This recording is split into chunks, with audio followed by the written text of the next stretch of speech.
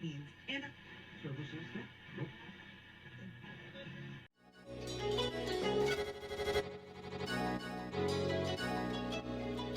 let's go. He wants to jump 1,000 cars. Sir, you have 1,000 cars.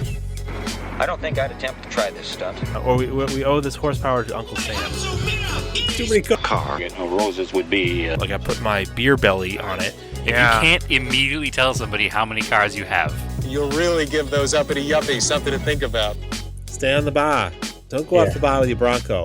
1980 Volvo horns, what's right? I want a man's coolant. And he's like, oh, I thought it'd be small. It's for a small car. And I'm like, yeah, but it's still an automatic transmission. They're never going to be light. It's definitely going to have to crash. Starting off with Brad buying another car. That's the West. Internet. Is this a Nigerian oil print? I also wish you drove a tan Camry. Anyways, Anyway, that's a horrible, very horrible podcast content. very Talking about a picture. inside joke. It loves to be driven hard. 2018 trip out here for Donna's birthday. Oh yeah. About 3 days and leave. 2.5 days, really. All right. Hold on. I hit record, so. Oh, Give never it a mind. beat. Sorry. All right. Welcome back to another episode of Auto Off Topic. How goes it, Brad? Andrew, it goes. Does it go? What goes? Anything? goes. All your stuff go? None of your stuff go? Everything's still here. All right. Well, I Just meant it. like, does it run and go? No. I mean, there's been no plus or minus in that department from last time we talked. So yes. All right, that's good. That's we'll take that as a good update. It's all the same. Most of it's the same. There is a little bit of a down date we'll get into in a little bit. Okay. So, yeah, we had a guest last week, and it's back to just us. Apologies in advance. Yep. Sorry. But yeah, we're like a week late. We can talk about, we're a week early recording and a week late releasing. So we can talk about, like, when we get to it, the Michigan NASCAR race, but not the Coke 600 Daytona or whatever it is. Coke, whatever it is, Coke 500. 400. 400. It's 400, I think. Yeah. Yeah. So, because the Coke 600 is not Daytona. That's No, at Charlotte. Charlotte. Charlotte Motor Speedway.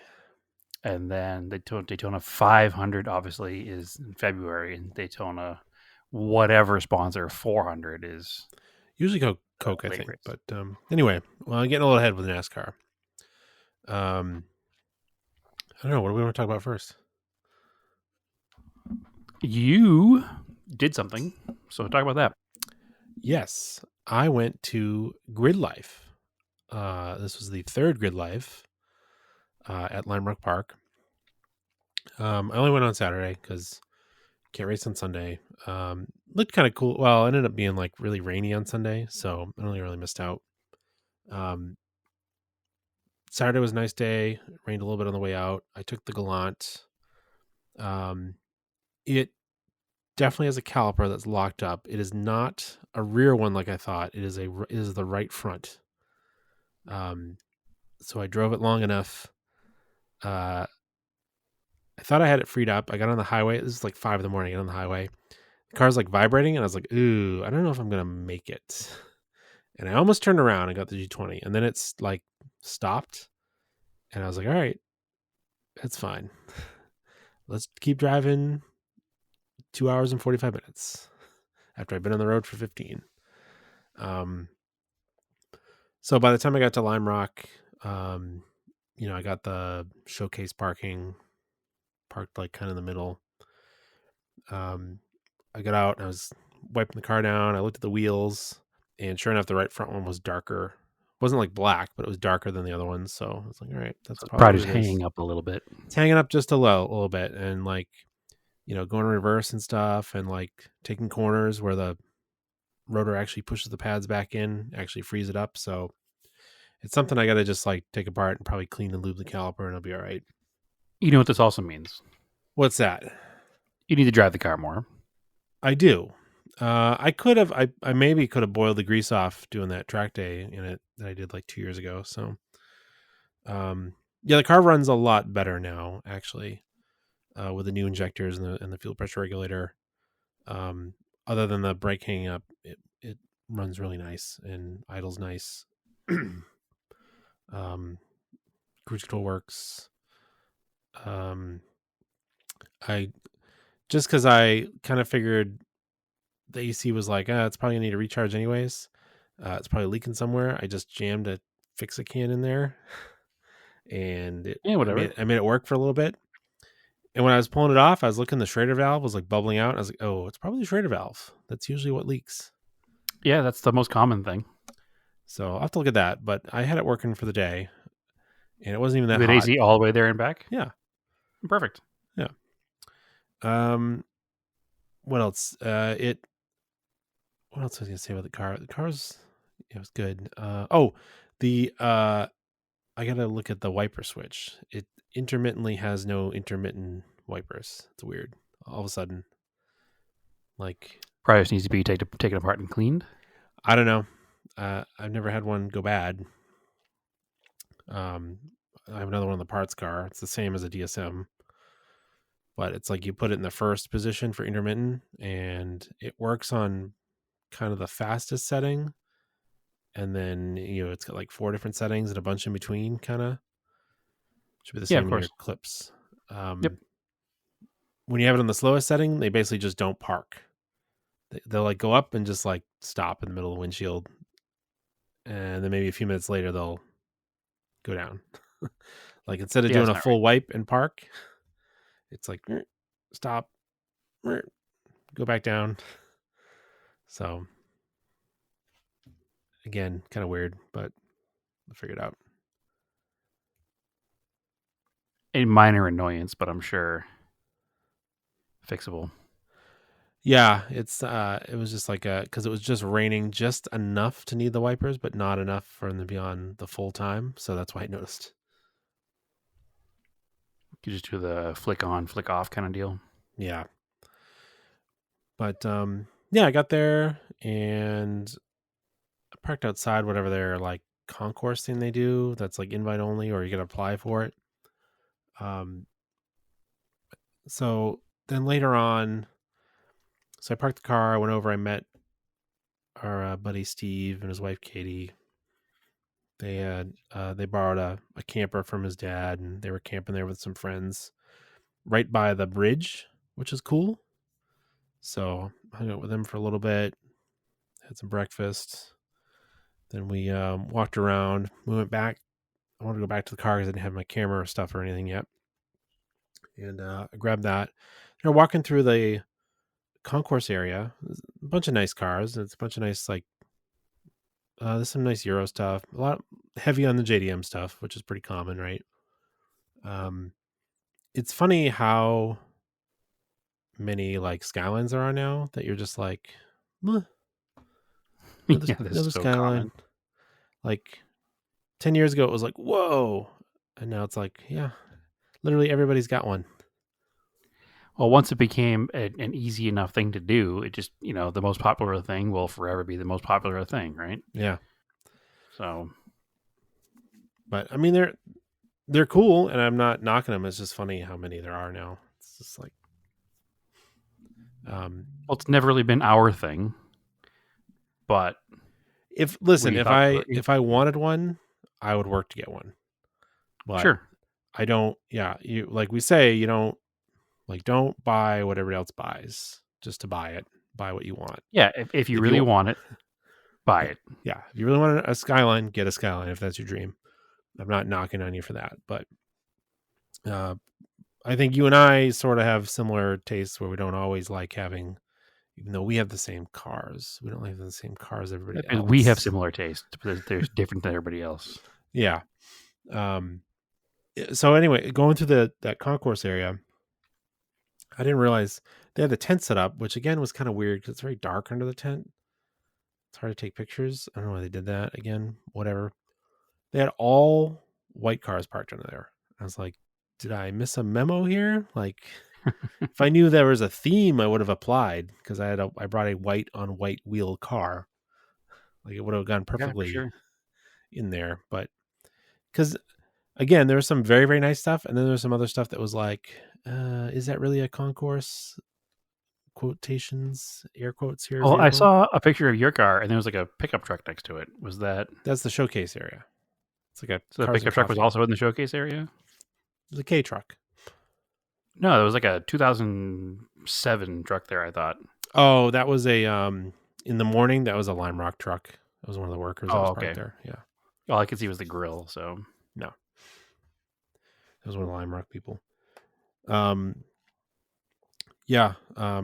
So I don't know. Whatever.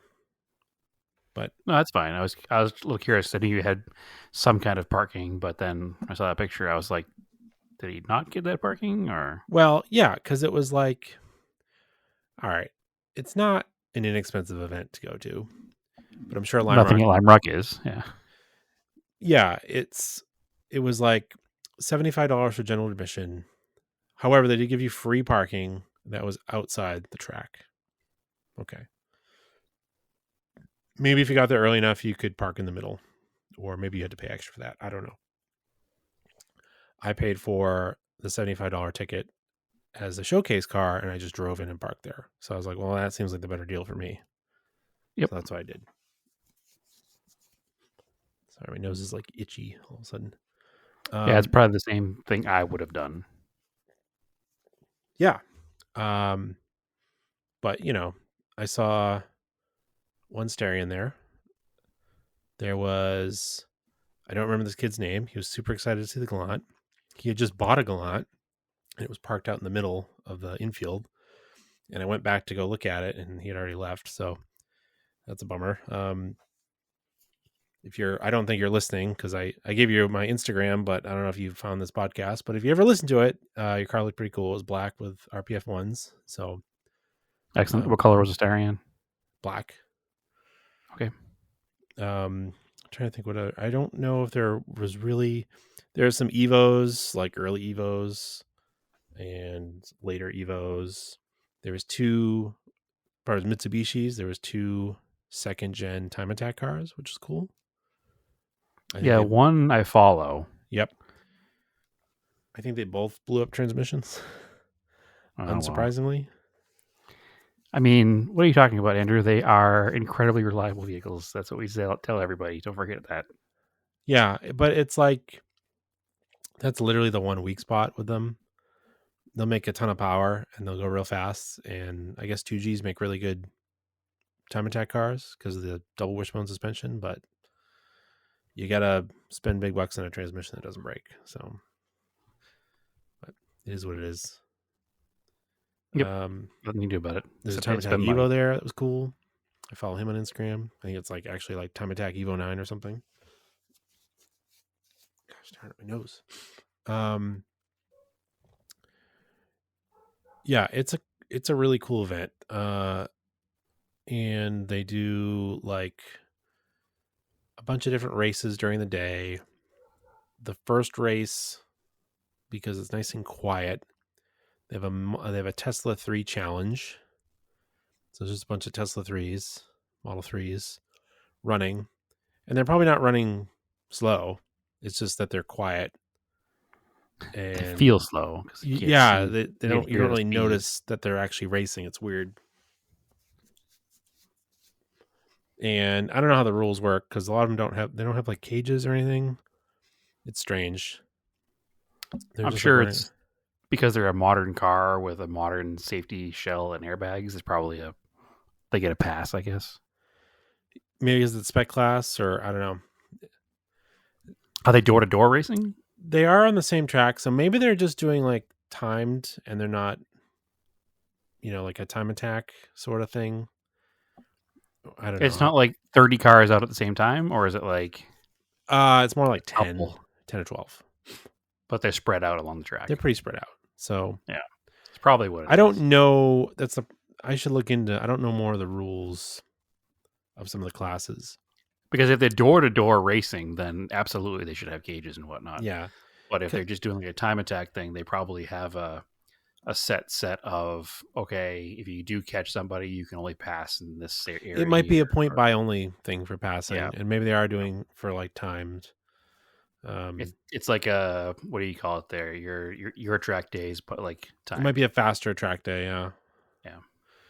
We'll have to find out, because I know they do touring car races. So, and they have different classes, and I think it goes by maybe displacement, they might even test horsepower. I feel like I remember from last year, but that's pretty cool too, because those actually race door to door. It'll be like, they'll have like the Sunday Cup, which is cars you would think would be in there, like Miatas, and there's a lot of Honda Fits, which is cool. Entry level stuff. Yep. And then as you can see, as stuff gets faster with more aero, like they'll have ones with Corvettes and some Camaros, but like a Miata with an LS swap. So they do kind of try to keep stuff on the same playing field. So it's kind of like a door to door time attack at that point. Like, Yep. It's not. It's door to door racing, but with time attack cars. Yeah, I think so. And then, because that's the thing, where you are at different parts of the track, you really can't hear any of the announcements. You can only really hear it in the paddocks. You don't know what's going on, so it's just kind of there for, like, you're hanging out there for vibes, I guess. I don't know. Sure. Well, if you were there to see a specific thing, you'd know how to pay attention. I probably would. Yeah, but you were there to see everything. I'm just there to enjoy it. I like just being at the racetrack and just watching cars go by, and it's fine. And I'm sure I could learn more about it if I wanted to, but sometimes I just don't want to. I just want to just enjoy it. There's a thing to be said about being a casual observer of something. Like, you don't need to go full head of steam into everything. You don't need to know enough to have an entire podcast episode about the results of the touring car LS swap Miatas. Like, it's just a cool, it's just a cool thing to go watch, like, and hang out. It's basically like, what if we took a bunch of track days and also threw in some vendors and a car show, and then at night we have a concert. So, like, that's actually a really cool concept. And I think GridLife was probably one of the first that did it, because now there's a bunch of other shows that are doing things similar, because it does work. It's fun. Yep. So they also, like I've mentioned a few times, the Southwest Speed Fest happening here. So it's very similar vibes, which unfortunately I'm not going to be able to go to. So maybe I'll try to get to GridLife at Laguna. Who knows? But, it's like you can get different flavors, especially if you've never been to a race before. You sort of get different flavors of everything. And, I was saying to Steve when I was there, and one of his buddies, I was like, this is like, people think right now, the way people get introduced to motorsports a lot is through Formula One. And then they go like, oh, I want to go see a Formula One race. And they realize how expensive it is. And like, that's crazy. But it's like, maybe they don't know that there's a bunch of way less expensive motorsports events that you can just go to and spectate. And GridLife would be one of them, right? It's even less expensive than a NASCAR race. It's even less expensive than an IMSA race. Though IMSA is not super expensive at Lime Rock. I don't think it was. It was probably about the same. It was like $75, $85. But, there are cheaper ways to go see motorsport. And I think it's good that we're getting people into it. Because there is a lot of young people and a lot of people of color there. It was cool. Like, good mix of a crowd. Yep. Bringing motorsports to the masses is important, and this is the kind of event that does it. Because as motorsports enthusiasts, you're always going to be fighting against people trying to get you shut down. So the more people who are into it, the better it is. And maybe you get people that normally just go to the car show part, and now they get to see some racing, and maybe get them hooked on racing stuff. Yep. So, yeah, I mean, we went to GridLife. We went to GridLife in what, 2018 in Georgia? actually, the sticker on the back of the Gallant, because it was there, August 28th, 2018. I was looking at it on Saturday. I was Okay. like, oh, that's weird. It's like, So we went to that one in 2018, and that was one of still pretty early on in the Grid Life experience, and yep.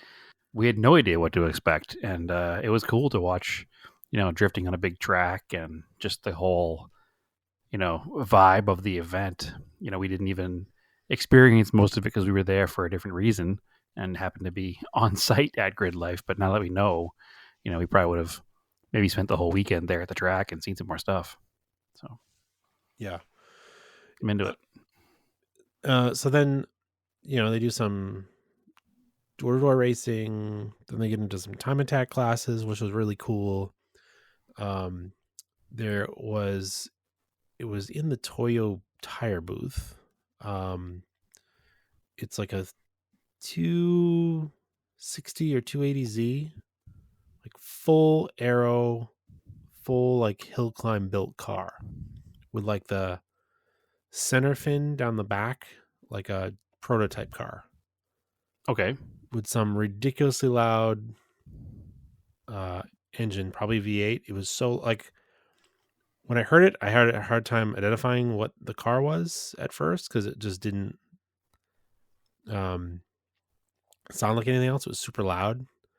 So that was a really cool car. I should have looked up more information about that one. I kind of forgot. What color was the car? It's black and white. Okay. I saw a cool picture of it on Instagram getting air over the hill. I'll have to go back and find it. Yeah, they run the full course without the chicane, so cars were getting light over the hill. The other super cool car that I think set one of the lap records for a quote-unquote production car is a 2003 350Z. Built by Mountain Pass Performance. And I heard it go by, and it was like, had this amazing motorsport engine sound. And I was like, said to Steve, I'm like, is that still a VQ in it? He's like, no, I think it's the R35 engine. And we ended up finding it in the pits, and they had the board set up for it to tell you all about the car. It still has a VQ in it, but it's got like a Jim Wolf Technologies VQ with ITBs and stuff. So it sounded amazing. And then also, it was like a former, in 2003, it was like originally like a built for like touring car series. I forget which one. It might have been like SCCA, like Pro Challenge or whatever the heck it was in 2003. So it's always been a race car. But this company had added a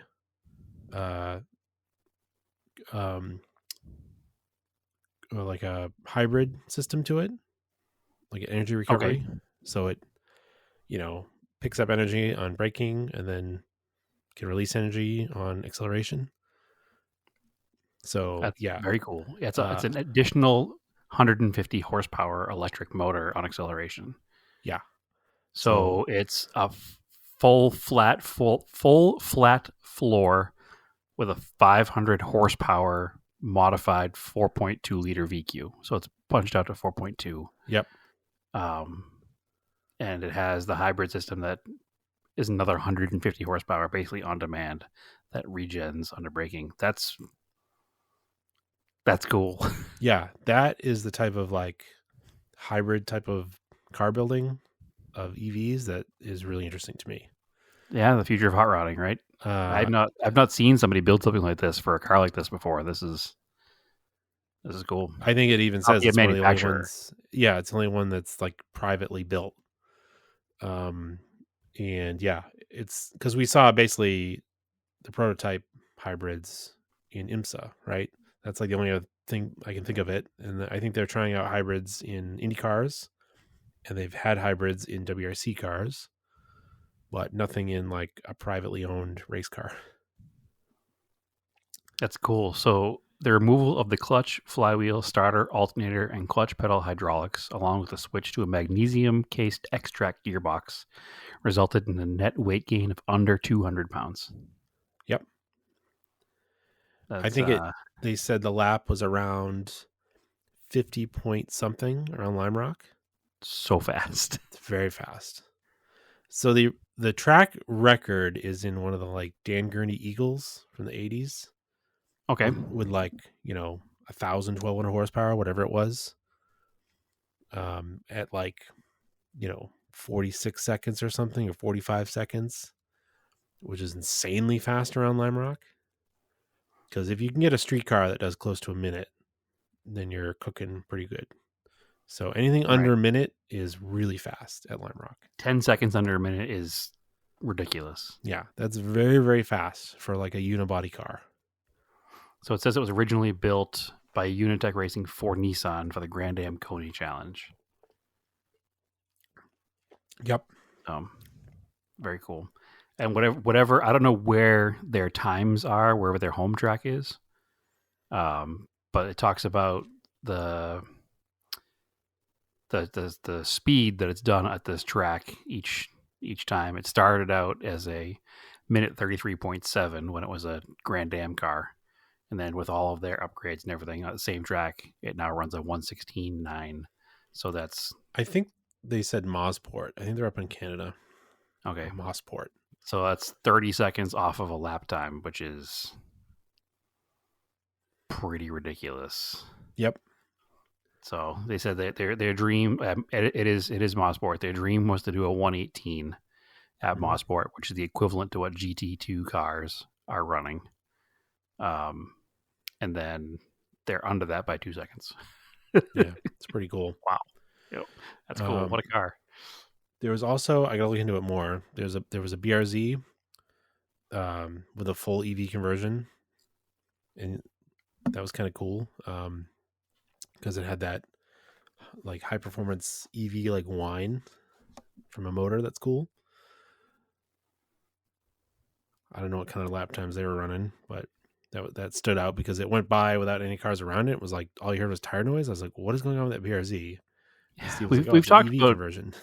We've talked about that before, that some of these like real race car style EV conversions are just like, sound like big RC cars, which is cool. Well, yeah, we just got back into RC cars, and it's like just like hearing the little motor whine away with maybe the little straight cut gears that RC car has. Like, it's kind of cool. Yep.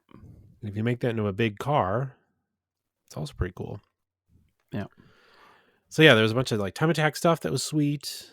Then they did full course drifting again, which apparently is now a point of contention for the area. Apparently it pissed off the neighbors. Yeah. So a lot of the cars, it's funny when you go back and you look at old school drifting from like, late 80s, 90s. And then when we started to see drifting here in the United States in the early 2000s, right? We started to get the internet and drifting DVDs came over. The way drifting traditionally was... just to interrupt you real quick, that electric BRZ at GridLife ran a 59.9. That's pretty good. Yep. So sub 1 minute. That's good. Yeah, traditionally drifting was low-powered cars, rear-wheel drive cars, just going sideways.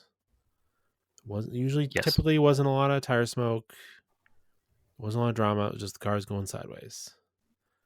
But as the sport of drifting has evolved, then America got involved.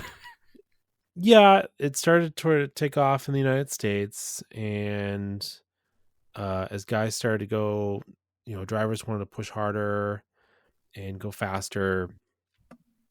It started to be, it's a lot smokier is the only way to describe it. Like just the entry speeds are higher. They're keeping up the rear wheel speed higher. And it's just the goal for like a competition drift is to also generate a lot of smoke and get angle, right? So, it's speed and angle, which is really the two big goals. But those two things, speed and angle, are going to generate smoke. Yep. And it also looks impressive that way. Like there are a couple guys that were drifting pretty fast angles, but just weren't throwing a lot of smoke. So it doesn't look as insane. it's kind of like seeing a rally car go sideways on pavement versus a rally car go sideways in the dirt with like a bunch of Sure. dirt kicking up behind it, right? So then I guess the smoke kind of floats down into the valley and was like in the town last year, and people got mad. So Yeah, well, hey, listen, no matter what you're into, there's going to be a NIMBY against it. Doesn't matter what it is. I know So they do it. The problem with something like that, though, is that it's so visible, and it gives them a reason to fight it. Yeah, and it's unfortunate because they do it once a year. They don't allow drifting at Lime Rock at any other time. Right. They only do it once a year, and they only did it 3 times a day for about 20 minutes. Right. Over Friday Which and doesn't seem like Saturday. that much. Yeah. No. And the thing is, too, is that if drifting was still what it was 25 years ago, probably more than that now, but you know what I mean, back in the 90s, you wouldn't be able to do drifting at Lime Rock.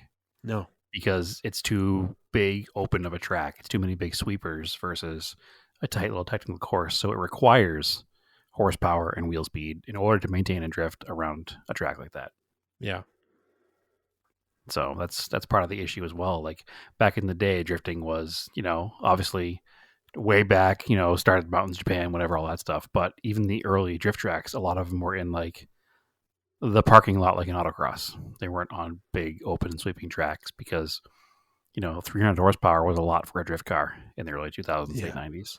Now it's like 1,000 horsepower is your starting level for some of these drift cars, professional level anyway. Yeah. The retired NASCAR V8s and whatnot. So what was cool though was Larry Chen was there in a Corolla GR with cameras on the front, chasing some of the drift cars. Got to see Hurt again, T-Pain, Chris Forsberg was there. Those are probably the most famous people. Forsberg had his Toyota pickup build there again, right?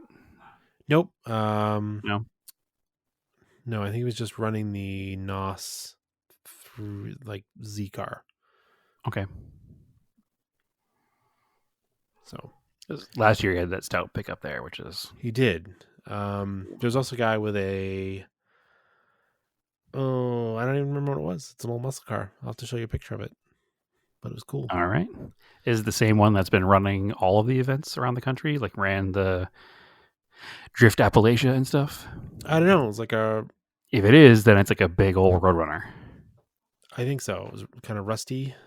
Yep. Yeah, it's like that brown primer color. Yep. Yep.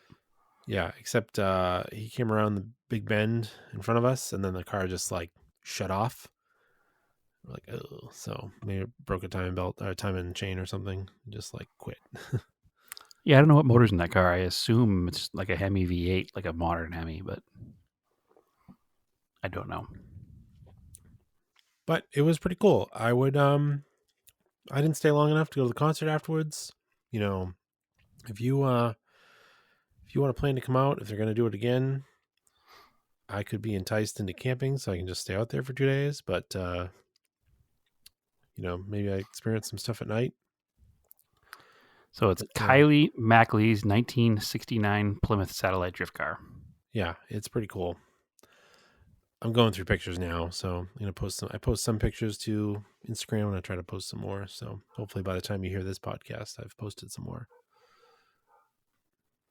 But yeah, that was the event. I hope they can do it again because it is certainly a much needed bit of life into Lime Rock. I mean, they're trying. When you drive in there, do you remember where like the gates are you drive through? Okay, yeah. On the right, there was like a bank of trees, and the track is basically on the other side of these trees. Yes. They've cleared out those trees. You can see right to the hill on the outside there. And they were going to build some garages. Because I asked the girl, I was like, oh, all those trees are gone. She's like, oh, yeah, we're building some garages there. So I'm assuming that they're probably building some like rich car people car storage garages, because that's Sure. probably a good Yeah, way they might to as well. make some money for yourself. Yeah. As long as they don't turn it into a private track. Hopefully they don't, or they might have to. But no, I feel like they registered the place as a historic site. And we've talked about this. I believe it was registered as a historic site, much like the way Fenway was registered as a historic site, so that nothing can be done to it. Sure. Somebody can't just But- demolish it. As we've learned, with enough money and enough greasy palms, you can do pretty much anything you want. So It makes it harder, though. hopefully, yeah. But yeah, hopefully they can do it again, because it's pretty cool. So that satellite is LS, well, L92 and T56. Nice. So even if it did blow up, at least it'll be easy to fix it. Yep. Which is good. So that's what I did over the weekend. What did you do? Let's see. What happened this weekend? Not much as I thought you far went to, as... like, Cars and Coffee or something. Did I? I don't think I did. I thought you posted about going to like. I did, but that was like weeks ago. Oh, okay. Catching up on some posts. I've talked on this podcast a few times. I've mentioned it. We're doing the Arizona Rising Sun Rally, and we spent Sunday pre-running some routes, making sure we were giving people a entertaining route. And I got to drive, or I passengered, unfortunately this time, but on some roads in Arizona that I did not know existed, and they're not too far from here, so I'm pretty stoked on that. So I'm pretty excited about some of the routes that we've put together for this event. So it's unofficial, so I won't give too much of the route away yet, but it's 90% on like mountain pass style roads, so it's entertaining. There's a little bit of like a transit almost to get in and out of that area, just because there has to be.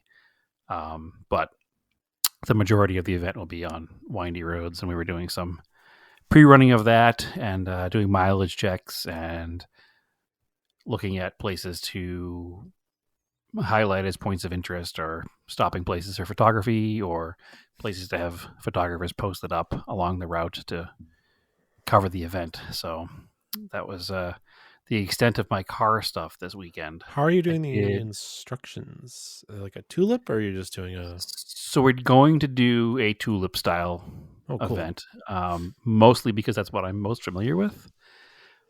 It's not going to be a tricky one. Like it's a very simple rally. event.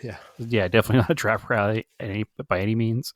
It's not any kind of precision mileage or time. It's not a TSD. It's just a gathering of like-minded enthusiasts on a fun route and day with some stops and some food at the end. Just kind of gauging interest in the area for this kind of event. Hopefully we can, get it worked up. If you're in the area and interested in the event and have a pre-2000 Japanese car, please go to AZ Rising Sun Rally, RALLYE.com, and you can submit an application there. We do have a couple of spots left that we can sneak some cars into. We're getting close to being at maximum. We're at a comfortable number of cars now where we wanted the event, but we could probably sneak a few more in if people wanted to. So please go over there and check it out. So that should be good. But that's what I did for car stuff this weekend. There wasn't much else happening. There's still just so much happening here at the house with garage build and contractors and garage door guy, an electrician, and a drywall guy coming over and giving quotes, and that kind of turned into what Saturday was. So I unfortunately did not make it to Shakedown this month, which was my plan, but nonetheless, big stuff happened here for the garage. So you have like contractors do a lot more stuff? Depends on what's happening. We were not going to have contractors do the drywall. Yeah. We were going to do the insulation and drywall ourselves. And we priced out doing all of it. And it's not cheap. But not including the rental equipment we would need, like scissor lifts and stuff to get stuff to the roof because they have that 20-foot roof height. Yeah. The cost with a contractor doing all of the work, not including that cost, which now we won't have, is only $700 more. Yeah. So a contractor can come and knock it out in a day, Yeah, they're faster. and it cost me an extra $700 for me not to spend a week trying to figure this all out. I don't mean to sit here and sound like Mr. Moneybags, but I think that's $700 well spent. Sometimes it is. These are things I learned as I got older. Yes, it's fun to learn how to do stuff, and sometimes to do it yourself. But other times, as you get older, and sometimes your time is more valuable. Yeah, it's better off. Well, to plus pay someone. I just know if all we were doing was drywall on like the lower walls that are 8 foot high, like a house wall. Yeah. Then we would just do it all ourselves. But when you factor in the fact that I have that barn style roof that's 20 foot on center, that requires special equipment to get up there and do it, and I need either a scissor lift or ladders and hoists for drywall because you can't carry an 8 foot sheet of drywall up a ladder. It just makes more sense for the extra $700 to pay somebody to do it. So that's what's happening. The other thing, because they're pros, they might not even do 8 footers. They might do larger sheets. Like larger sheets exist, but you need the equipment to handle it. And that'll make it go even faster. Possibly. And based on the numbers that they gave us, they also get a better rate on the materials than we would have had buying it. So that's also a part of the cost difference, I think. So I think, if we were able to get stuff for the whatever rate they're paying, it probably would be an even bigger savings. But because we're just, homeowners, we don't have a wholesale account at any supply stores, we were paying retail price. So I'm sure that also factored into it not being that much more. But when we got the price, we were looking everything up, doing it ourselves, and then we're like, what, let's get a contractor out here and just see what it would cost. And then we were kind of blown away when he hit the price, and we're like, please come do it like as soon as we have the electricity done. Speaking of, electricity needs to be done professionally so it can be permitted. So running the lines and everything we could probably do ourselves, but we need to hire a electrician to run the power from the house to the garage. And kind of the same story. He's already here. It doesn't cost a lot extra to have him just run the lines in the garage too. So that's kind of the path we took on that route. So, or on that part of the plan. And then the garage doors, that's definitely something that a garage door company is taking care of. So yeah, we're not actually doing any more of the interior work. It's all going to be done professionally. So that's good. It's not actually costing a lot extra money, and I think it's going to make everything go faster. Everything will be done. Electricity should take a day. Drywall should take a day. Garage door should take a day. Versus if we were doing all of it, it would be drywall would take a week. Electricity would take a week. Garage doors would take a week. So this just makes more sense. It's going to get it all done, and then as soon as it's all enclosed up and all the permits are good, they can start loading up with cars and stuff. So it's going to kind of push things forward a little bit time-wise as well. So it does mean that I need to get the Mercor sold because money, but it's fine. So probably be pushing the Mercor, the 944, and the motorcycle out of the door here pretty quickly to recoup some of the costs because, as the meme says, I'm never going to financially recover from this. So I need to try to figure out a way to do that. So as you're well aware, Andrew, building things is not cheap. It is not. No, definitely not. I mean, material costs are high. You're paying your contractor plus all his helpers for their time. Like it adds up. So, but my project update this week, if you want to jump into that, is also garage related, and It's actually a down date already. So I'm at a bit of a conundrum here too with this. I live in Arizona. It never rains in Arizona. But when it does rain in Arizona, it's a monsoon. So it's real rain. So we had our first rain since the garage went up. And wouldn't you know it, our brand new building had two leaks in the roof. Uh-oh. Yes. Incredibly frustrating. So the building is actually warranted for 10 years. All right, But there you go. thankfully, we hadn't put any drywall up yet. So there was no damage. It was just, hey, fix this roof so it doesn't leak anymore. So we had the roof, we had the contractor come back out. There were a couple of shingles that I thought looked suspect when they laid them down. And that seems to be what happened. And they were actually here today. And it looks like, because I wasn't here when they were doing it because I was working, unfortunately, but it looks like they lifted the shingles back up, put them down at the correct angle. But then they kind of went over all the shingles with like or the ones that they moved with like some kind of a rubber sealant. And now these front-facing shingles are covered in black smudge all over them. And I don't think I'm okay with that.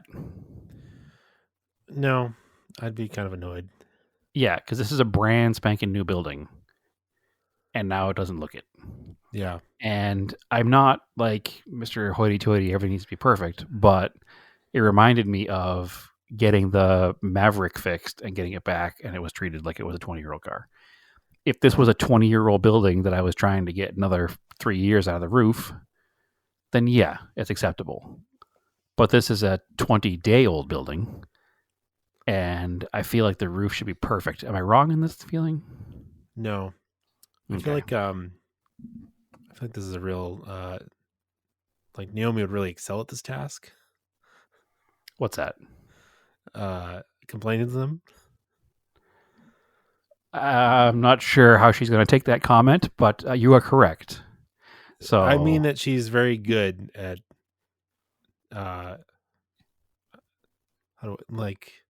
she's a just big jerk. No, not being a jerk. Getting She's not a big people jerk, to by the fix the things the right way. No, she's very what's the word? Very fair. She'll give them a chance to make it correct. So this just happened today. We were just talking about it before we went to record because neither one of us are thrilled. We were both kind of like, but then we thought about it more and we were like, absolutely not. So we're actually just discussing if we should call the contractor to the work or we should call the company who actually, supplied the shed. Like, because again, it's a prefab company and then a local contractor puts it together. So because the local contractor came back to fix it, I think that we should go straight at this point to the building manufacturer because they're going to want to know that this is what their local contractor did. So yeah, I'd do that.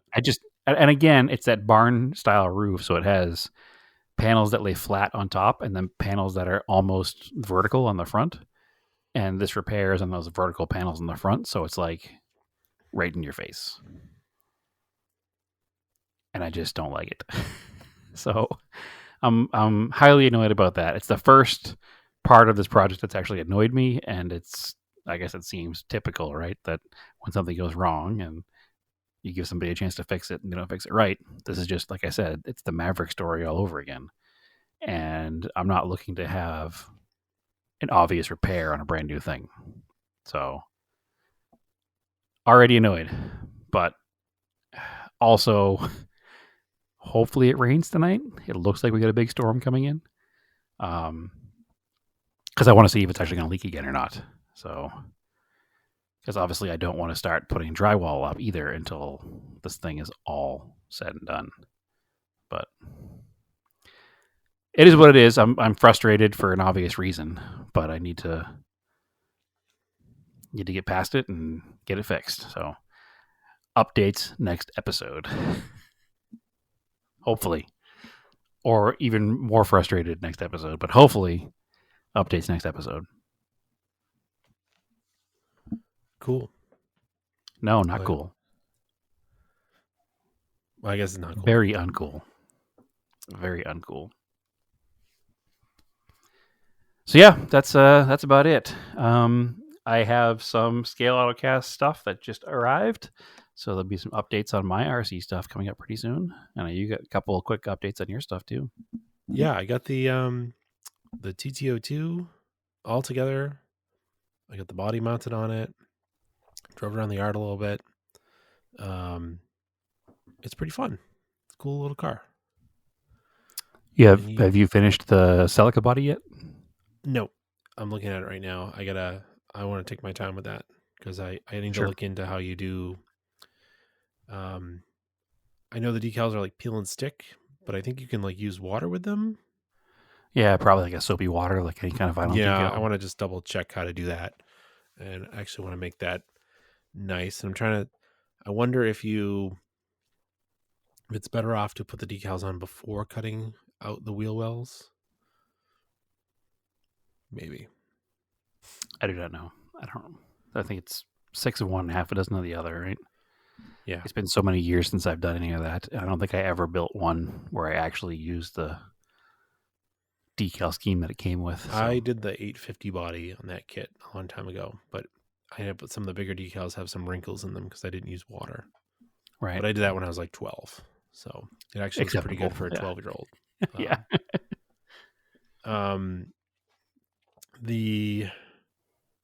It's interesting because the Basher body I got, the Subapu body, Yes. a lot of the pre-painted bodies are not actually painted. This one is printed, like it's screen printed.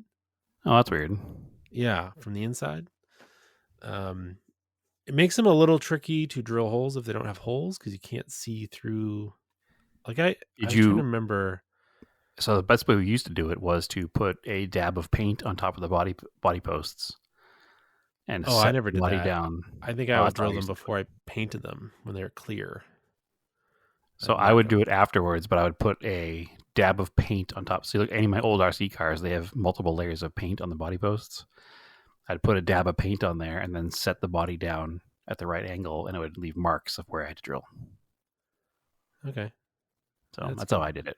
But I've also been looking on the internet. They make at magnet mounts. Yeah. So for any like nice RC bodies, I think that's what I'm going to try to do. So I ordered a set because I have an RC crawler truck that I purchased probably 7 or 8 years ago now. And it's of the same wheelbase as the Tamiya crawler truck, so the CCO1 chassis. And my plan was, because it was significantly cheaper than buying a Tamiya kit, was to use that chassis. It's also more capable off-road than the Tamiya ones are as far as like rock crawling. And then try to find a Tamiya Mitsubishi Pajero body for it. But that kit has been discontinued for a long time and has not come back out in that time. And I can find a body shell. It's a hard plastic body shell, but none of them have windows, mirrors, light buckets, or lenses. So it kind of is a moot point because I can't find those additional parts that go with it. So I've had the thing sitting on a shelf pretty much for 7 years, and I've barely ever used it because it has no body shell. And I picked up the Tamiya early Bronco shell for it instead. So just so I can get some use out of it. So I'm going to try to mount that with the magnet mounts, see how those work. So I finished the Piero kit for me and Marco. Excellent. I let him put the tires on. He was super pumped after dinner today. So was he yelling pit stop the whole time? No. Oh. I have to figure out when I'm going to mask it and paint it. Because I'm just going to leave it red, but it needs like the grill is not separate. I need to like mask it and paint the grill black and window trims black. And then I'm not going to paint the body red. I like the red. That's already red. Yeah. I'm not going to paint it because it's just going to get wrecked. Yep. I just want to detail paint it, and then I'll probably just polish it with Plastic X so it's shiny. Yeah, I wouldn't worry too much about it. Maybe pick up a second body to have on the shelf for later, or for when it's, hanging on the garage wall or something. Because he being a child is going to ruin that body for sure. So, Yeah, I should buy all the spare parts while they're available. Just put it away. well, the good news is the chassis will probably be forever available because it's shared with so many other kits. Yeah. That all the mechanical parts will be able to be replaced forever. So I bought the Fast Eddy bearing kit for it because I bought one of their kits for the TTO2 and it was great. It went right in. Yep. All the bearings in it are wrong, which is weird. So it's probably just the wrong kit. Yeah, so I sent them. I bought it. It's funny. I bought it through Amazon. I was like, well, I don't want to just do a return. I want to actually like email them, see if they'll like exchange it. So Well, that's the same company we used to use, 25 years ago when we I were don't doing this remember, stuff, or was it? 30 years ago. Yeah, 100%. well, remember yeah. the So brand anyway, they were like, specifically. oh yeah, sorry. Send us some measurements because we want to make sure that we don't send you the same thing again. I was like, all right. So I took some pictures of the caliper, measured the bearings. I got to send them an email back with all those pictures, and hopefully they'll take care of it fairly quickly. Yeah, I don't mind doing that extra step when it's a company like that because they're a small American company. I think they're not Well, they probably want to make sure they don't have a bunch of these on the shelf that are all the wrong right. spec. That's what I mean. Is like they're not just some big corporation. It's like a couple guys in a warehouse somewhere, probably. But they've been making these again since we did it before. So I still have actually the box in my box of RC parts, so I can definitely prove it's the same stuff. But other than that, I just drove around in the basement real quick, and it's pretty cool. It's got a little wheelie bar in Marco's the probably back. excited. Yeah, He's excited to use it, I assume. yeah, definitely. Excellent. Well, that's what it's all about, right? Getting the kid into the hobby, or getting him into things that will obviously stay with him, or have a chance of staying with him his whole life. Well, it's like for Christmas you got a store, the one at like Target of the like Gravedigger. Yep. But it's got like a little annoying controller that's like hard to like use with joysticks, and Sure. it doesn't have like suspension, so it just kind of bounces around on the tires. At least this one has like actual suspension, and Yeah. Well, I mean that was a good introduction for him, and actually, last time I was there, he was playing with that and having a great time. So, well, that's the thing. Like, if this one breaks, the Tamiya one, I can actually get parts for it and fix it. right, If the store bought one breaks, I can't fix it. It just gets thrown away. throw it in the trash. I was trying to think. You've got like engines like the small block Chevy, and what else is like a super common engine, A 302 Ford, and then you've got like the B series Honda, 540 Mabuchi here has been in like a bunch of things, right? Sure. Yeah. Well, that's the standard can size engine from. It's the small block Chevy of RC motors It's just for funny. sure. I don't know where that standard came from, but that's what they all are. Yep. So, I mean, I remember it used to be turn count was meant performance, right? So the lower the turn count, Yeah. the faster the motor and the quicker the battery died. Yeah, the TTO2 came with the torque tuned version. It actually seems pretty quick, so it's interesting. But this truck, even just in the little amount of space I ran in, doesn't seem too much like a slouch either. So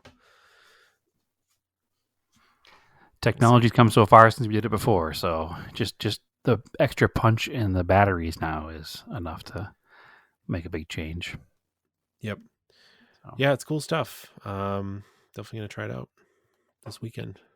Sorry in advance to any listeners who now are buying RC parts. Yeah, sorry, not sorry. Yeah, don't it's worry, been it'll be cool. wintertime. Yeah. We'll be back into model kits. So I'll be back into building cars, real cars, because wintertime here is car time. So hopefully fixing lots of stuff. Now that I got a garage to do it in. And hopefully a non-leaky garage by then so I can actually do it. So anyway, what else you got, Andrew? Are you going to call an episode? you want to talk NASCAR real quick? Sure. Michigan I race. forgot. Excellent race. It was an excellent race. Fast. 2 whole days of fast racing. racetrack. What was it? A mile and a half, 2 mile track? It's 2 so miles. Fast. It's 2 miles. So not quite a So it's super 2 speedway. miles. The car in front, like the car with clean air, will hit about 202 at the end of the straight. And Yeah. the car he's towing, the car in the draft, will do about 204, 205 Yeah, because behind there's him. they got Just full fast. horsepower, no restrictor plates. Yeah. Don't have super speedway aero. Yeah, crazy fast, and a bunch of really experienced drivers spun cars. Yeah, two notably would be Denny Hamlin and Kyle Larson. Yeah, So what they were explaining in one of the, little cutaway car things they do was that you want to be tucked in directly behind the car in front going down the straightaway. But if you get to be tucked in directly, because it takes all the downforce off the car. So the problem is if you're still there during the turn, there's no downforce and you crash. So you need to shift the car over a half a car width to disrupt the air in order to get enough downforce to make the corner. So in like the Denny Hamlin wreck, what happened was he went up the track mid-turn. So he went up too early and he got in behind Bubba Wallace, and all the downforce came off the car and it just snapped oversteer, and he was in the infield. Thankfully, he didn't hit anything. He was still able to have a good day, but it was definitely. That was the funny thing. It worked out for him because they called the race after 50 laps for rain and started over the next day. So they were able to I think they were talking about Denny Hamlin went under the car with a phone and took pictures of it. And they were somehow within the rules able to clean up the under tray enough. I think he had a top 10 finish at the end of the day. Yeah. They're allowed to look at the car during a rain delay like that, but they're not allowed to touch it. So maybe what he did was look at things that were damaged and they adjusted tire pressure and stuff to accommodate for it. I don't know. I have not listened to his podcast about it yet. So, but the thing I would equate it to is if you've driven in a snowstorm where it's heavy, wet, slushy snow in between the lanes, the lane will be clear where your tires are. Yep. There's a buildup of snow between the lanes and you need to change lanes and the car gets kind of squirrely between the real lanes. Quick. Yeah. Yeah. That's sort of what this is, but in an aerodynamic way. Sure. Except the opposite, because if you get out of your lane, there's more. And if you're in your lane, there's less. Yeah, well, it's like that crossover behind vehicles is what similar in a heavy rainstorm. If you go behind the car in front of you is wiping the water from the road and you're riding in the tire tracks. Sure. And if you cross lanes, you cross through a puddle. Well, I mean, an aero spin like that is kind of equivalent to hydroplaning because when the downforce comes off the car lifts. When the car hydroplanes, the car lifts. So it's probably a very similar feeling in the car. I'm sure the NASCAR driver can feel the steering get lighter and knows he's in trouble real fast. In fact, you watch Hamlin do that and you can see, the flame come out of the exhaust pipe, meaning he came off the throttle knowing he was loose. So it was just too late. And then Corey LaJoie flipped. Yeah, it was wild. That was incredible. I don't know how, I know they're going to figure it out, what happened, but that was, since the introduction of roof flaps, I haven't really seen a car flip like that. Not on itself. Yeah, usually it takes tire to tire contact or a car is sliding sideways and goes from pavement to grass. That would cause the car to flip. Because the reason why the roof flaps were created was because cars were going airborne too much by themselves. Correct. But basically, you turn up NASCAR backwards, and it was like all of the aero that's designed to keep the car on the track worked as an actual lift. So it would lift the car up in the air, and they didn't even have flat bottoms at that time. Right. I also learned, I didn't realize that one of the flaps is connected to another flap at the rear diffuser that opens up to catch air. If the roof flap goes up, it's got a cable that drops the flap in the back bumper. Yeah. Which is cool. It happened so fast and he was just over. It was like, oh my gosh. Yeah. And then, luckily the new car is very, very strong. They're talking there was no roof deformation at all. And he was perfectly fine.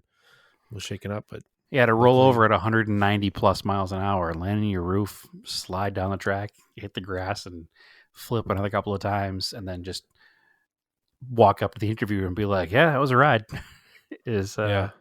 a testament to the car for sure. But And then interestingly, I think you pointed it out that last time Corey LaJoie flipped, the same result happened at the end of the race with a Reddick win. yeah. But Chastain, on like 2 or 3 laps to go, almost rolled in the same spot. Yeah, he got a little bit of air as well. And came back but the down roof quick, flaps though, worked so- that time. Yep. So, Yeah, the only thing I could think of was that where his car was next to, I forget who he bumped into, Corey LaJoie. I think it was the 10, or Josh Berry. I don't remember. it was Josh. Whoever Berry. he was next to. The only thing I could think of was, and I'm no expert an arrow here, but my thought was possibly the air off of that other car slowed the roof flap coming up or something. Yeah, that the dirty caused, air. yeah, the dirty air from the other car caused the roof flap not to move fast enough, and the car had enough lift under it that when the roof flap did come up, it wasn't sufficient enough space to bring the car down, especially with that flat bottom on it. So Yeah, it was wild.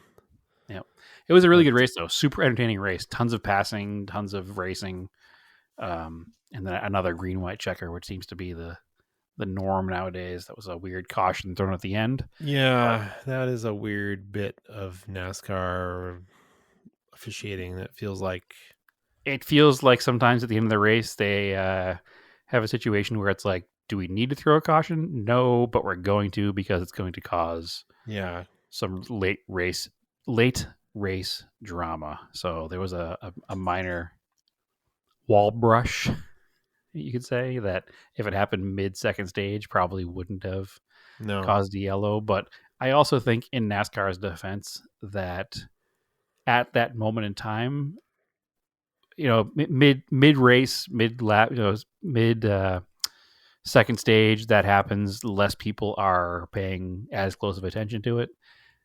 Last 5 laps of the race, everybody's on edge because they don't want to screw up a finish, and car hits the wall, and their immediate reaction is, hey, bring on yellow, even though ultimately it probably was not necessary. So I think that's probably what happened. I don't think there's any brain part that says, oh, I can't wait to bunch these cars back up and do a green white checker shootout. I think it's more they're just more on edge.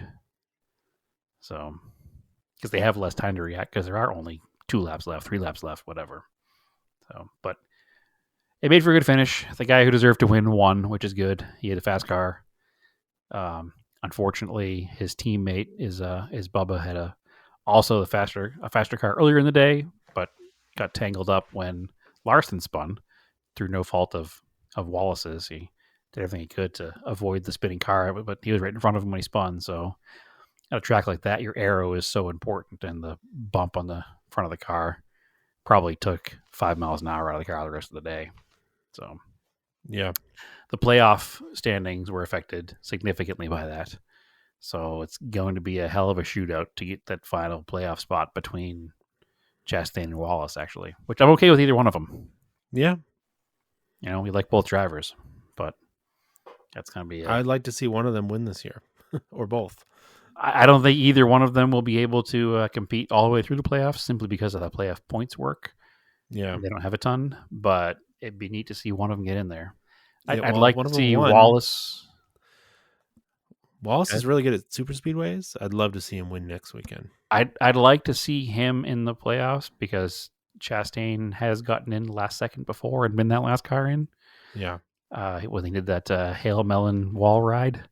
So it would be neat to see it go to Bubba this year. But again, I'd be totally fine with either of them. So as long as Kurt Busch stays out, we're good.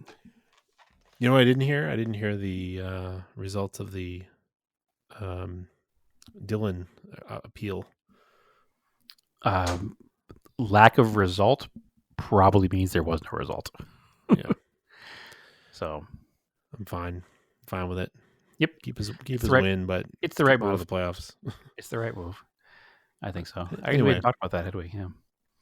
We talked about it the other episodes. Did So we? Okay. all Excellent. right, cool. Yeah, that's our episodes. We hopefully we get into more car stuff soon. I'm eagerly awaiting your garage to be finished so you can start cranking out projects. I have so much stuff in wait right now. I have to finish the Mercor so I can get it sold. But I think the most important project around here is that Mustang, which once the garage is done, will be moving quickly. So Perfect break-in project. yeah, well, that's a hell of a project for a breaking project. So all of the stuff that we had to farm out is done. So which was just It'll that be a lot rough repair. easier to move an engine hoist on that nice floor. It's funny, we were actually talking about not doing that project in that garage and moving that car into the front garage.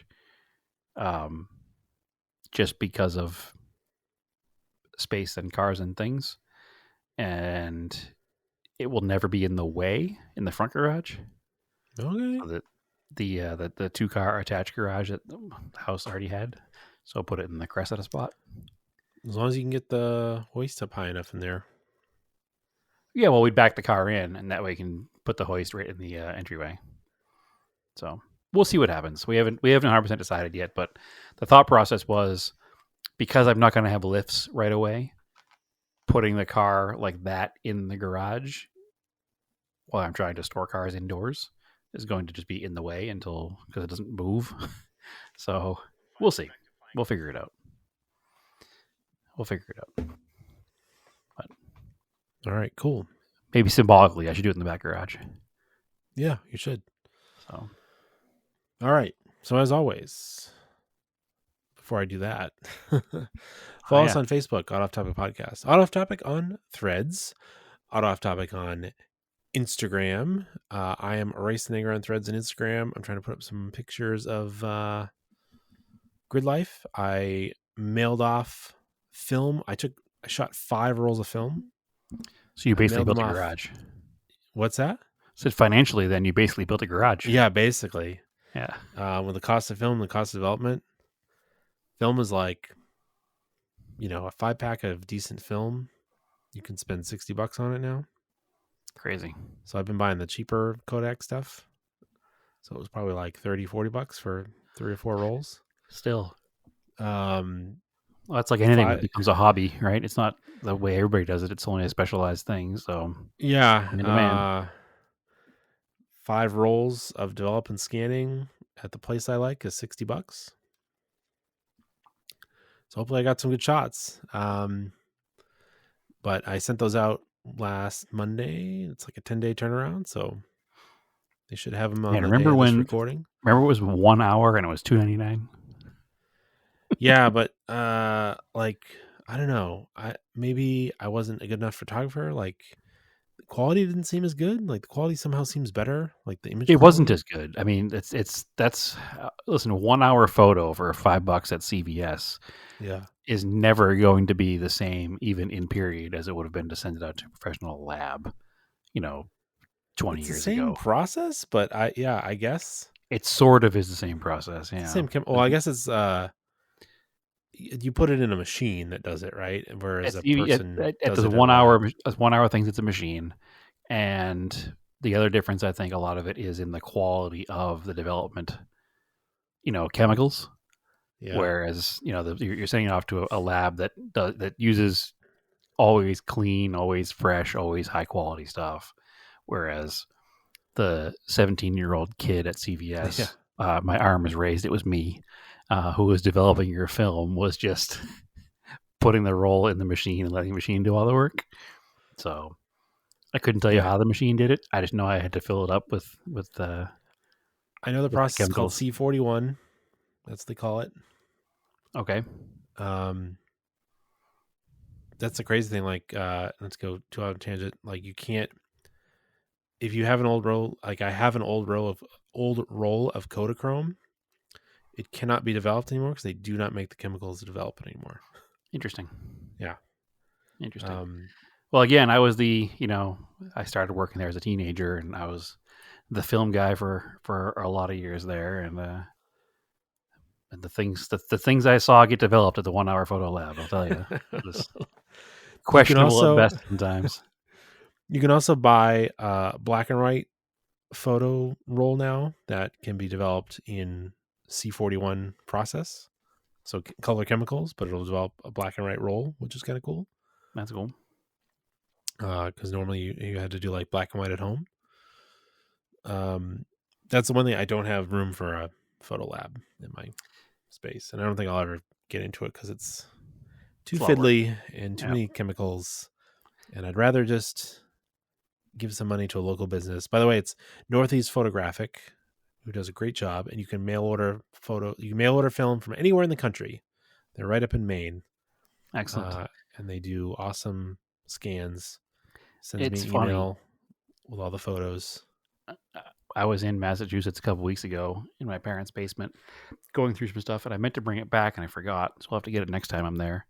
But I came across the picture I took for my photo class project in high school. That was part of my photo show. And it's a black and white photo of basically a close-up of a second or a facelift 3000 GT headlight that belonged to one of the janitors at the high school. So I'll have to scan that into the computer. So remember that car? Was it green? I do. Well, I remember that picture. Okay. Yeah. I also have some pictures. I was in my old room at my parents' house looking for old RC stuff, and there's some old pictures in there. I should grab them of us at the Maine Forest Rally in like 2002. Yikes. We're all like 30 or 40 pounds lighter, but 20 Well, years it was younger. 22 years ago. So, yikes. Yeah, no, And, that's interesting to put that stuff up. So there's somewhere, I think we shared it one time. My mom took a picture of me and you in the driveway of my parents' house, and I was Painting spray RC cars. painting a Lexan RC body. Yep. I don't know where that photo went. We shared it somewhere. I'll have to find it again. But It's anyway, on our Instagram a long time ago, and I have the pictures of us driving RC cars when you're probably 13 and I'm probably 16, sitting on the ground in my parents' driveway. I found one of I have one somewhere of the 850 body I had. I found one of the Audi body I had when it was brand new on the RS4 chassis that Excellent. I took. But anyway, getting off topic here as usual. Hey, auto off topic. Brad, where can people find you? So Instagram and Threads is TSISS350. And then they can find all of us at Discord. So come join us at Discord. All right, sweet. As always, keep cars analog and aim for roses.